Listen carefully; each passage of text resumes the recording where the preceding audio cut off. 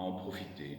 Je ne vous en donne pas. Nous nous permettons, vous permettons pas de finalement partager cette terre. Donc c'est un peu l'abondance. Nous savons que à travers la Torah, à plusieurs reprises, nous avons vu que lorsqu'il y a de l'abondance, eh bien, il faut savoir le gérer.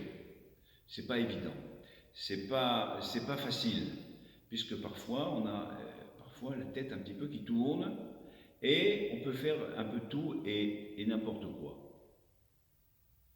Nous l'avons vu à propos de la faute du Hegel, la faute du veau d'or. Nos maîtres nous disent, dans un commentaire, dans le début de Devarim,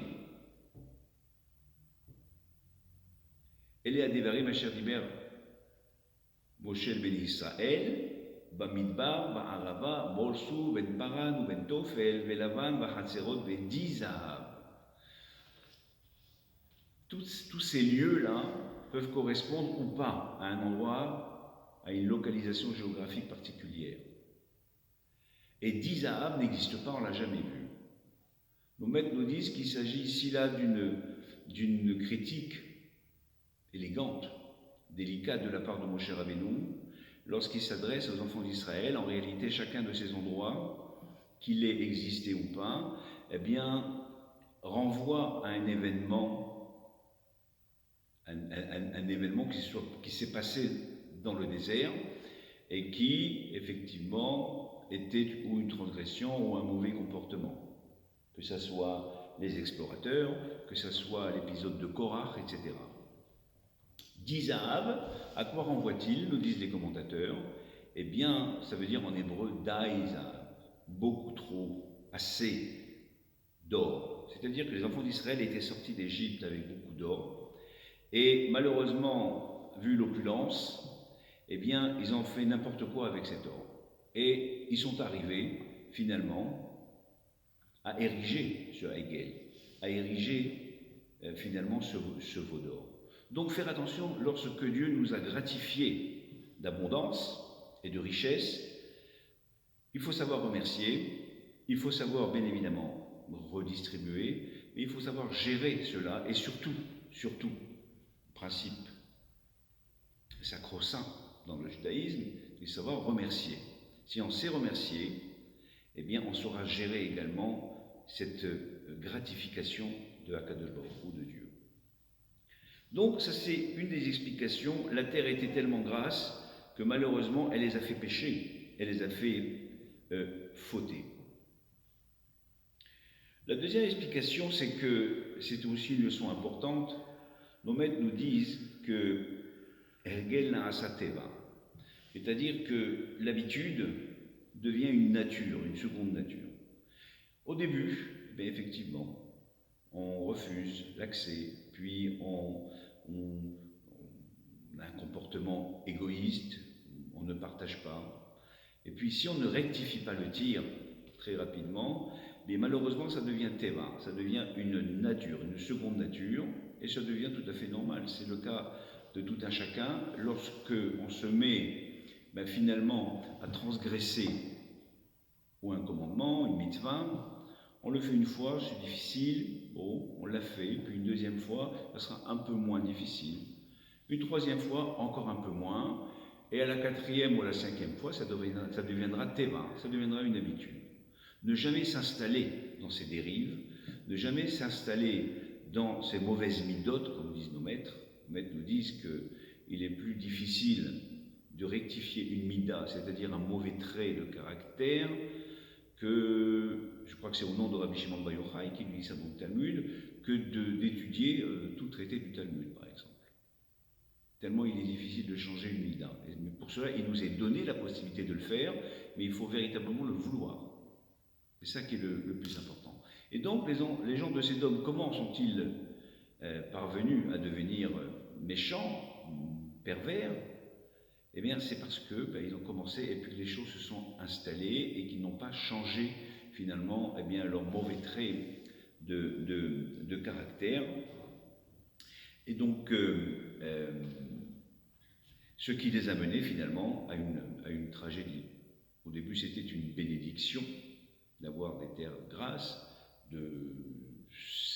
ils devaient en tenir compte pour être accueillants, pour être hospitaliers, mais ils en ont fait exactement le contraire. Donc c'est pour cela que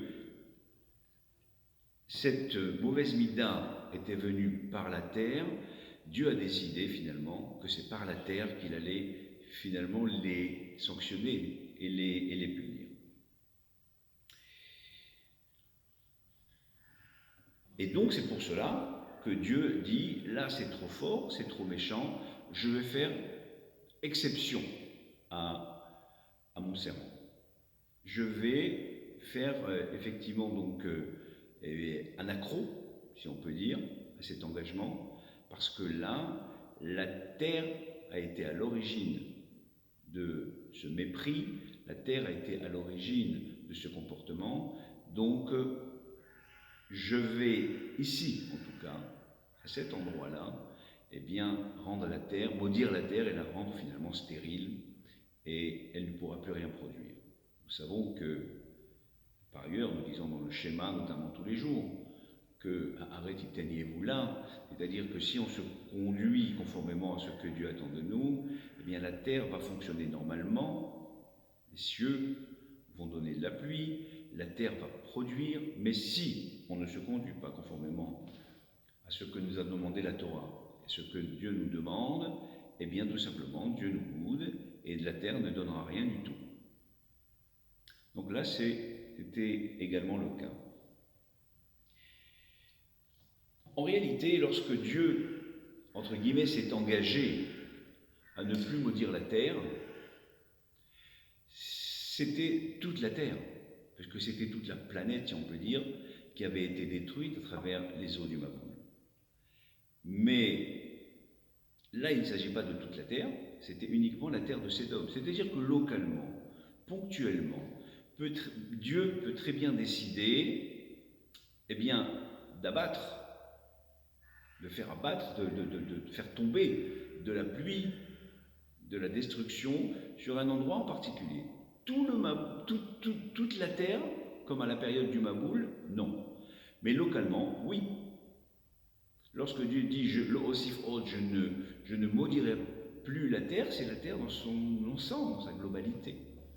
Mais attention, je suis toujours là et je peux punir, je peux sanctionner localement. Ça oui. Toute la terre, non, mais localement, oui. Là, en l'occurrence, c'était la région de Sédom. Donc, ce n'est pas une contradiction par rapport à l'engagement précédent de Dieu. Je voudrais à présent passer à un autre sujet, un sujet très important également, qui est le troisième sujet de la paracha, c'est la Hakeda, ce qu'on appelle la ligature d'Israël. On en a dit un petit mot tout à l'heure en préambule. De quoi il s'agit? Souvenez-vous, on avait dit que Abraham n'avait pas besoin de demander conseil lorsqu'il s'agissait de s'exécuter, lorsqu'il s'agissait d'exécuter ce que Dieu lui avait demandé. Le texte nous dit que Dieu s'adresse à Abraham, il lui dit « Karna et bincha et yechidecha asher ahavta et Yitzhak velech lecha el har ha-Moriah va'aleu sham le'olam alachad harim asher omar elecha » Prends ton fils. Midrash nous dit que Dieu lui a dit « J'ai deux fils, j'ai Ishmaël. » Il lui dit « Et yechidecha, ton seul fils. » Il lui dit oui, mais chacun, Zeyachid le imo, Zeyachid le imo. Celui-ci, il y en a un qui est unique pour sa mère, et il y en a un autre qui est unique pour l'autre mère. Asher Hafta, que tu aimes, il dit mais je les aime les deux. À ce moment-là, et Yitzhak. C'est pour cela que nous avons effectivement toutes ces étapes-là. Abraham Avinu aurait pu légitimement se poser bien des questions et se dire quel est le sens de cet ordre-là? Nous savons qu'il s'agit là de la 10e et dernière épreuve qu'a subi Abraham Avinu. La première étant le début de la paracha de la semaine dernière, l'Ech Lecha, quitte ta terre natale, ta terre paternelle, quitte ton entourage et tu vas te diriger vers une terre que je t'indiquerai. Il y a d'ailleurs un parallèle à établir entre la première épreuve d'Abraham et la dernière, notamment l'Ech Lecha. Va pour toi, pour ton bien, tu vas le faire. Tu vas le faire pour ton bien. C'est vrai que je te demande un sacrifice, je te demande un effort particulier, mais sache que tu vas trouver ton compte, si on peut dire. Effectivement, avec l'Echlecha, Dieu est parti, veut dire Abraham est parti. Il est écrit nulle part qu'il partait de gaieté de cœur, il avait un travail à réaliser à Haran. Mais il l'a fait pour découvrir mieux, bien sûr, pour avoir un enfant, pour assurer une descendance. Nous avons la même formulation avec la Hakeda, avec la ligature d'Isaac, qui est la dernière épreuve. Dieu va lui dire « Velech lecha el har Moria » et va vers le mont Moria, c'est-à-dire le site, le lieu du Beth Amikdash, avec un défaut de précision, comme il l'avait fait pour la terre, vers la terre, une des terres que je t'indiquerai, même si Abraham, a priori, à travers le texte, Abraham avait trouvé l'itinéraire. Et là, Alacha de Harim Asher Omar Elecha. Là aussi, nous avons certes une précision, c'est Har Moria, le mont Moria, c'est-à-dire le mont du temple, on dirait aujourd'hui, à Jérusalem, mais Alacha de Harim, sur l'une des montagnes. Mais il est évident qu'Abraham est fondé à se poser la question de savoir, mais quel est le sens? De dire, Dieu m'a promis que c'est à travers Yitzhak que tu auras une descendance, toi Abraham, et non pas, sous-entendu, Ishmaël. Abraham va dire à Dieu, mais je suis déjà très âgé, peut-être que Lou Ishmaël peut-être qu'il s'agit d'Ishmaël pour ma descendance. Et Dieu va lui dire non, c'est pas Ishmaël. Dieu va lui dire, c'est Kibe Yitzhak Ikare Lechazara. Ta descendance est à travers Yitzhak. Très bien. Donc pour ça, il fallait un miracle. Le miracle est arrivé. Yitzhak et Sarah étaient âgés et ils ont eu un enfant. Mais quelle devait être l'interrogation, la stupéfaction de Abraham lorsque Dieu lui dit, mais maintenant ce Yitzhak est arrivé, certes, il va falloir le sacrifier, entre guillemets. C'est vrai. Abraham aurait pu poser la question et dire, mais je ne comprends pas très très bien ce que tu me dis et la trame de l'histoire. Me dit que c'est pas par Ishmaël, c'est par Yitzhak, mais tu me demandes de tuer Yitzhak, donc de couper, de tuer dans l'œuf, si je peux dire, et pourtant il ne pose pas de question. Abraham se lève tôt le matin, il va sangler son âne, et puis il va prendre du bois, et puis il va prendre de quoi allumer du feu, etc. Et le couteau, naturellement, parce qu'il avait compris que c'était un sacrifice. Et il se met finalement en marche avec Yitzhak, avec Eliezer, son serviteur, avec son autre fils Ishmaël. Arrivé sur place, eh bien, le texte nous dit, il y a un code, il va attacher Yitzhak, il va le disposer sur le misbéa, un peu comme pour un sacrifice finalement. Et il s'apprête à le faire. Il y va. Le texte nous dit, il se saisit du couteau, finalement, pour sacrifier son fils. C'est la demande, c'est l'exigence de Dieu, je m'exécute, tout simplement. Et là, évidemment, puisqu'il ne s'agissait pas, comme on l'a dit, de sacrifier, de tuer, il n'y a pas de sacrifice pareil dans la Torah. C'était certes des pratiques idolâtres, païennes, d'antan, mais pas dans la Torah. Donc, vous voyez, Malach Hashem min hashamayim. Un ange est apparu depuis le ciel et lui dit non, stop, je ne t'ai pas demandé tout ça, point de zèle supplémentaire, tu vas poser ce couteau et tu ne vas pas envoyer littéralement ta main sur l'enfant qui avait déjà 30 ans à peu près, et tu ne vas rien lui faire. C'était un test, tout simplement, je voulais savoir jusqu'où tu pouvais le faire. Le texte nous dit ensuite que Abraham ne se contente pas de cela.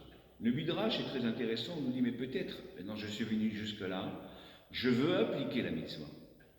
Pour moi, elle est inaudible, elle est incompréhensible, mais je veux appliquer cette mitzvah, je veux le faire avec zèle, avec verve. Et donc, laisse-moi faire un petit peu. Peut-être que je peux tout simplement saigner un petit peu, histoire de dire que j'ai réalisé un peu la mitzvah. Un peu plus, un peu ceci. Le malheur lui dit, pas du tout. Tu vas t'en tenir à cela. Dieu t'a demandé, va aller au Sham Le'ola, de le monter en Ola, c'est-à-dire le monter sur l'autel, le ligoter, d'accord? Et c'est tout. Ça s'arrête là. Il n'y a pas besoin de franchir, eh bien, l'étape suivante. C'était la demande de Dieu, tu l'as fait, c'est très bien. Et le texte nous dit qu'Abraham, eh bien, était quelque peu amer, quelque peu déçu, non pas qu'il souhaitait ardemment, eh bien, mettre à mort son fils, naturellement, puisqu'il était fondé à se poser des questions concernant cet ordre-là, après tout ce que lui avait dit Dieu, mais qu'il voulait quand même réaliser la mitzvah. Il voulait quand même faire quelque chose. Et à ce moment-là, le texte nous dit Vaïssa enav vayam, Abraham a levé les yeux. Pourquoi en réalité? Il a levé les yeux pour savoir s'il n'y avait pas autre chose à faire comme mitzvah pour compenser ce manquement. Et c'est là que se présente devant lui, Vayav Aïl Echad, Ne'echaz Basevach Bekarnav.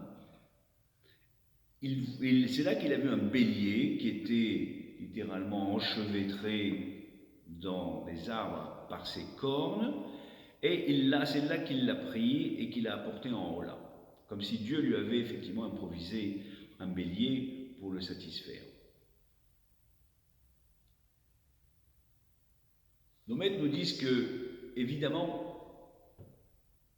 lorsque Abraham a levé les yeux, il cherchait, comme on l'a dit il y a un instant, une autre mitzvah à réaliser, peut-être un remplaçant à Israël, peut-être un animal qui lui effectivement est plus apte à être sacrifié. Et c'est là qu'il a eu ce miracle-là et qu'il a vu ce bélier et qu'il a pu réaliser une mitzvah malgré tout. Parce que normalement, il aurait dû effectivement donc tout ranger, tout plier, puis rentrer chez lui, tout simplement. Il n'y a pas. À la limite, tant mieux. Dieu m'en a empêché, tant mieux. Que Dieu soit loué. Mon fils va rester en vie. Non, nous dit le Midrash, il a essayé de tergiverser, de discuter. Tout simplement par abnégation pour appliquer le commandement divin. Mais il y a un autre passage juste à la suite qui est très intéressant. Après avoir abattu ce bélier, et donc avoir apporté réellement un korban digne de ce nom, eh bien le texte nous dit que Vaïra elav malach Hashem shenit min hashamayim. C'est à ce moment-là que l'ange de Dieu apparaît une deuxième fois du ciel. Et c'est là qu'il va y avoir un déferlement, une déferlante de bénédiction. Quoi donc? Eh bien, puisque tu as fait ceci, Ya'an Asher Asitazot, puisque tu as fait ceci, eh bien tu seras béni.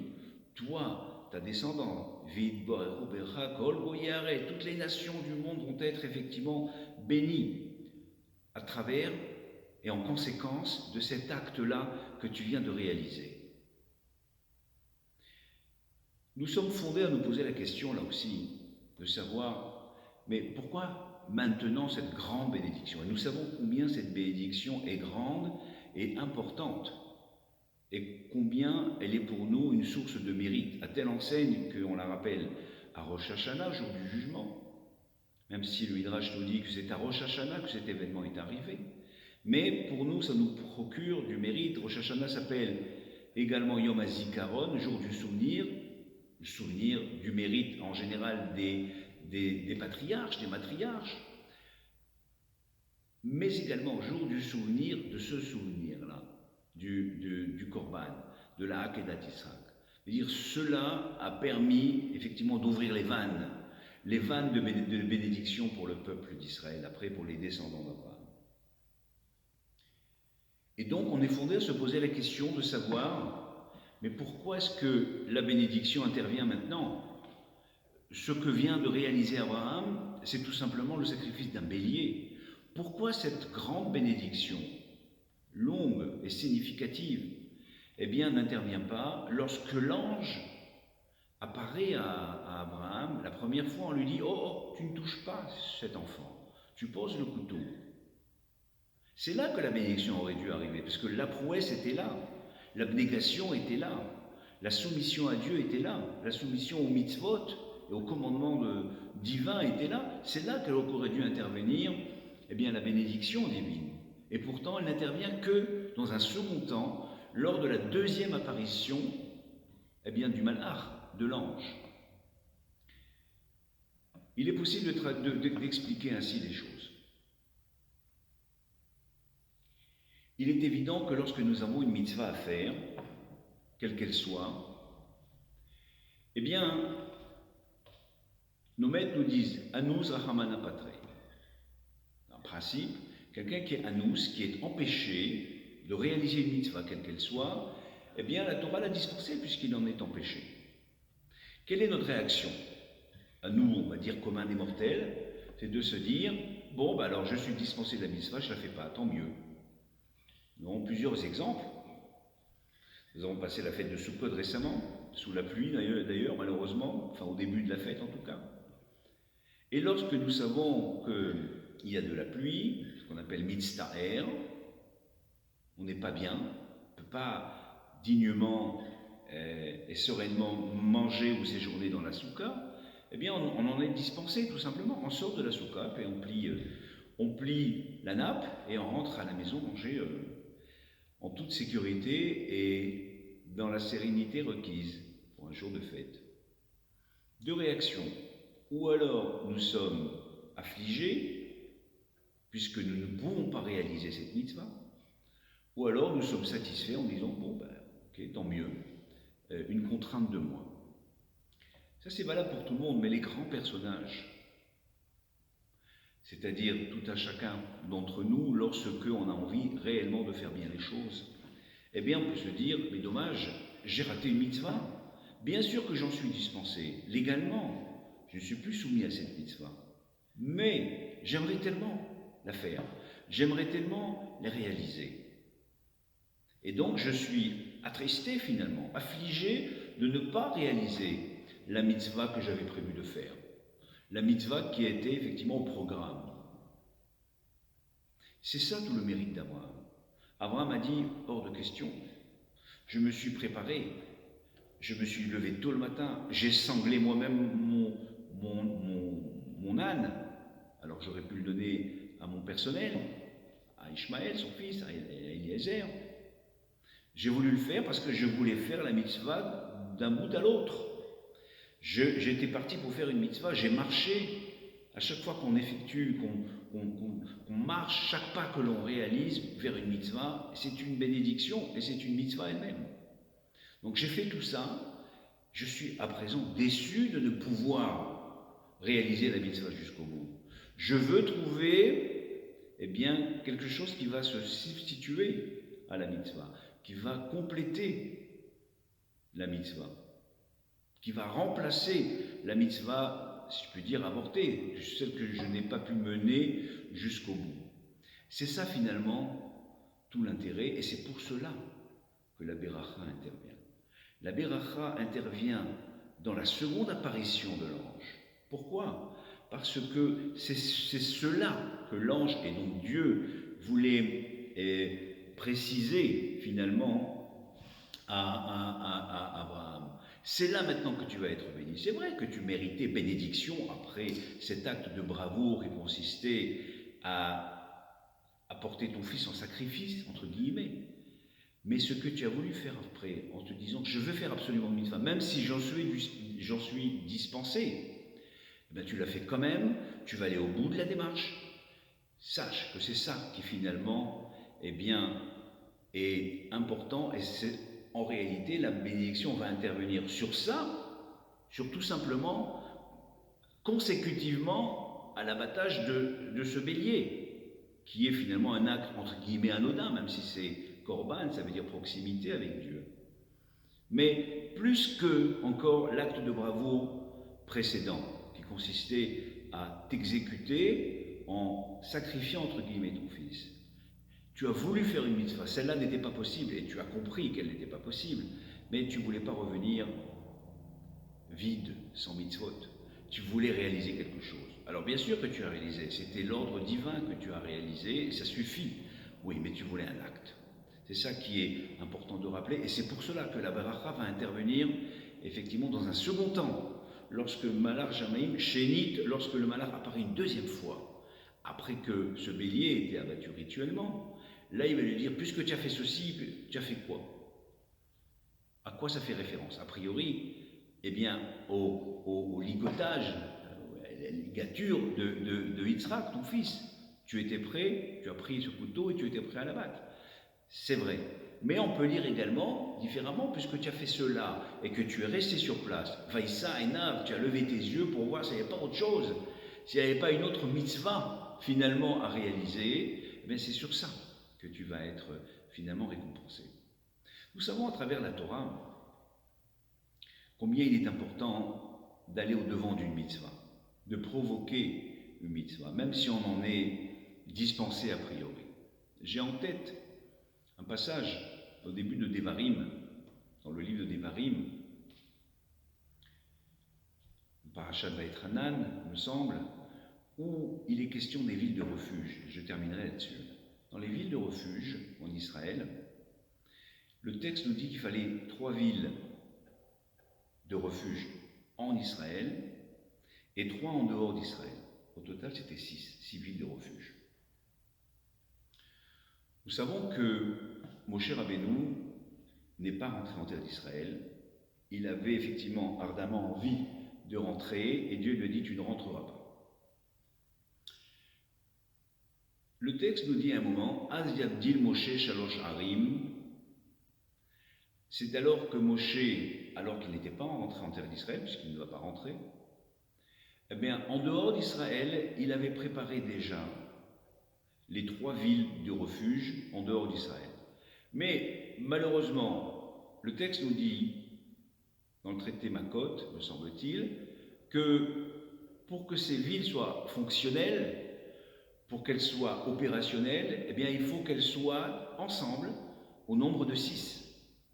Autrement dit, il ne servait à rien de préparer 3 villes, et plus tard, ceux qui vont entrer eh bien, sous la responsabilité de Josué en terre d'Israël, le successeur de Moshe, eh bien, feront également 3 villes. Ce n'est pas comme ça que ça devait marcher. C'était simultanément 3 villes en dehors d'Israël et 3 villes à l'intérieur d'Israël. Et pourtant, Moshe a fait ce qu'il devait faire. Il s'est efforcé, il s'est dit, il y a beaucoup de mitzvot que je ne vais pas pouvoir réaliser, puisque je ne rentre pas en terre d'Israël, ce qu'on appelle mitzvot d'Ateludot Ba'aret, je vais faire quand même un petit peu. Je vais essayer de commencer. Nous avons un principe par ailleurs qui nous dit Amatril be mitzvah omrim lo gmor. Celui qui commence par réaliser une mitzvah, on lui dit finis ta mitzvah, parce que c'est lorsque la mitzvah est parachevée qu'elle devient à notre crédit. C'est pour ça qu'il faut terminer la mitzvah. Et donc, Moshe Rabbeinu savait très bien qu'il allait commencer une mitzvah, mais qu'il ne pouvait pas la terminer, puisque les 3 autres villes, eh bien, elles devaient être fixées une fois rentrées en terre d'Israël. Et pourtant, il a voulu le faire. Et que nous dit le texte ensuite, dans le même passouk, qui semble rien avoir avec le passage précédent des 3 villes, qui est un texte que nous connaissons tous, et que nous récitons à haute voix lorsqu'on fait ce qu'on appelle la Hakbah, lorsqu'on présente la présentation du Sefer Torah. Vezot Torah Shersam Moshe Lifnei Bnei Israël. Que vient faire ce passouk ici? Il a l'impression qu'il est désenclavé. Il n'a rien à faire. Nos maîtres nous disent oui.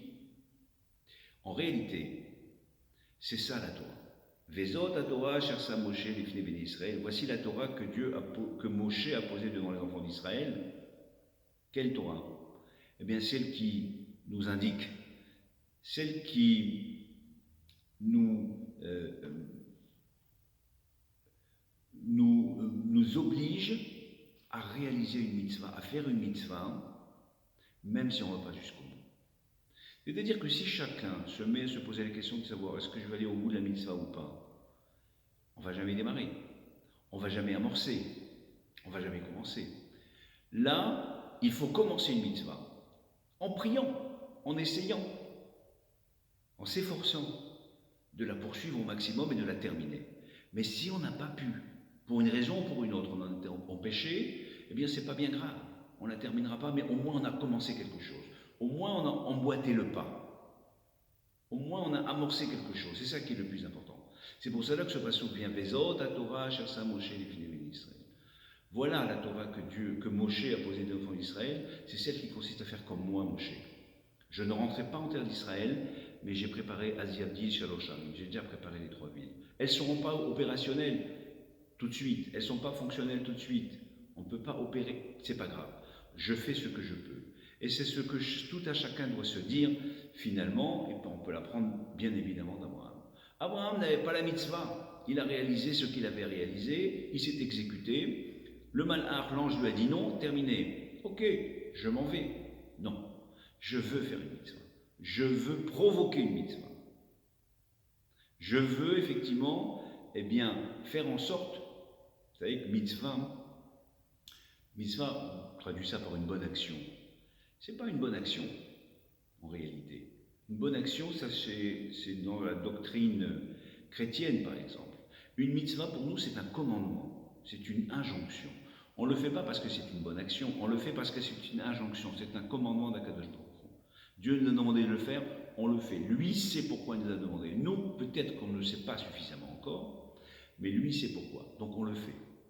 Et d'ailleurs, mitzvah, il y a une autre, ça vient du mot tzivouï, qui veut dire injonction, impératif, mais ça vient également de tzavta, qui veut dire le lien. Ce qui nous permet de nous lier finalement à Kadosh Baruch Hu. Voilà les quelques mots que je voulais vous délivrer, donc la veille de ce Shabbat Vayera. Merci beaucoup à vous tous, et puis je vous dis à très bientôt.